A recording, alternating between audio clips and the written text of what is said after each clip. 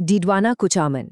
शायद ये नाम हाल ही में ज्यादा सुनने में आया होगा। एक नया जिला, लेकिन इसकी कहानी वो तो सदियों पुरानी है। तो चलिए आज इसी कहानी में उतरते हैं। तारीख थी 7 अगस्त 2023। इसी दिन राजस्थान के नक्शे पर एक नया नाम उभर कर आया। जी हाँ, इसी दिन नागौर से अलग होकर डीडवाना कुचामन को एक नए जिले का ऑफिशियल दर्जा मिला। पर यह सिर्फ एक एडमिनिस्ट्रेटिव चेंज तो नहीं है, है ना? इसके पीछे की कहानी क्या है? आखिर इस जगह की आत्मा में बसता क्या है? तो चलिए फिर इस नए नाम के पीछे जो सदियों पुरानी आत्मा छिपी है उसकी परतें खोलते हैं और जानते हैं इसकी असली पहचान। कहते हैं ना, किसी भी जगह की असली पहचान वहां के लोगों से होती है। और ये जमीन, अरे ये तो वीरों और संतों की कहानियों से सिंची हुई है। ये भूमि है किंवदंतियों की, गहरी आस्था की। और जब वीरों की बात हो ना, तो वीर तेजाजी का नाम सबसे पहले जुबान पे आता है। उनकी कहानी तो त्याग और वचन की एक पूरी गाथा है। समझिए 3 हिस्सों में। पहला, लाछा गुजरी की गायों की रक्षा का वचन लेना। दूसरा, मेव लुटेरों से वो भयंकर युद्ध करना। और तीसरा, अपने प्राणों की आहुति देकर भी उस वचन को निभाना। तो वीर तेजाजी जन्म हुआ था 1074 ईस्वी में। पिता थे ताहड़जी जाट और माता थी रामकुंवरी। उनकी पत्नी का नाम था पेमल। लेकिन उनकी असली विरासत क्या है पता है?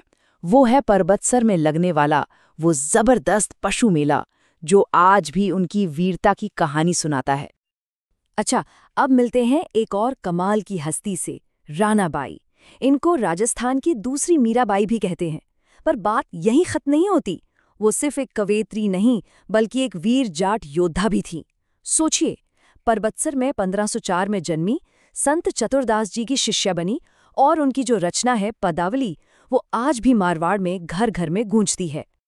इस इलाके की जो स्पिरिचुअल डेप्थ है, उसे और गहरा करता है निरंजनी संप्रदाय।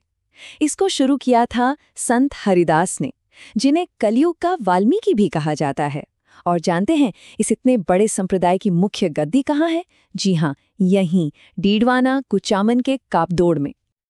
तो ये तो हुई भक्ति और आस्था की बात। लेकिन चलिए अब कहानी का रुख थोड़ा मोड़ते हैं। देखते हैं कि कैसे ये जमीन सिर्फ भक्ति की नहीं, बल्कि बड़े बड़े संघर्षों और जबरदस्त साहस की भी गवाह है। बात है साल 1807 की। परबतसर के पास गिंगोली का मैदान, इतिहास का एक बहुत बड़ा युद्ध यहीं लड़ा गया। और वजह, मेवाड़ की राजकुमारी कृष्णा कुमारी का विवाह। सोचिए, एक तरफ जयपुर और अमीर खान पिंडारी की मिलीजुली सेना, और दूसरी तरफ अकेला जोधपुर। ये वो लड़ाई थी जिसने इतिहास पर एक बहुत गहरा जख्म छोड़ा।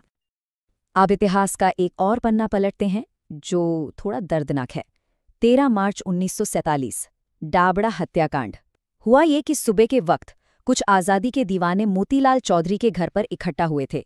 दोपहर होते होते जागीरदारों के लोगों ने उन पर एक बहुत ही बेरहम और अचानक हमला कर दिया, और शाम तक हिंसा, आगजनी, पूरा का पूरा गांव दहशत में डूब गया। इस जुल्म के खिलाफ लड़ते हुए 5 वीरों ने अपनी जान कुर्बान कर दी। नाम थे उनके रामूराम चौधरी, रूघाराम चौधरी, पन्नाराम चौधरी, नंदाराम चौधरी और चुन्नीलाल शर्मा। इनका बलिदान ये धरती कभी नहीं भूलेगी। तो ये तो थे संघर्ष के किस्से, लेकिन इन सब से परे इस धरती ने अपने अंदर और अपनी कला में भी कुछ अनमोल खजाने छिपा रखे हैं।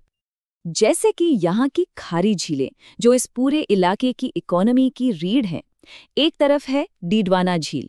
इसके पानी में सोडियम सल्फेट इतना ज्यादा है कि इसका नमक खाया नहीं जा सकता, और इसीलिए यहीं पर है राजस्थान स्टेट केमिकल वर्क्स।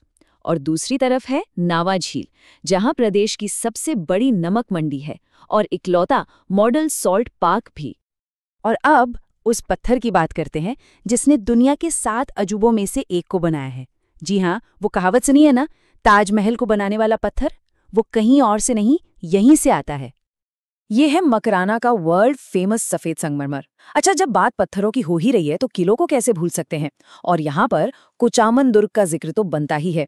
इसे जागीरी किलों का सिरमौर कहते हैं। और इसकी शान के बारे में एक कहावत बहुत मशहूर है कि ऐसा किला रानी जाए के पास भले ही हो, ठुकरानी जाए के पास नहीं।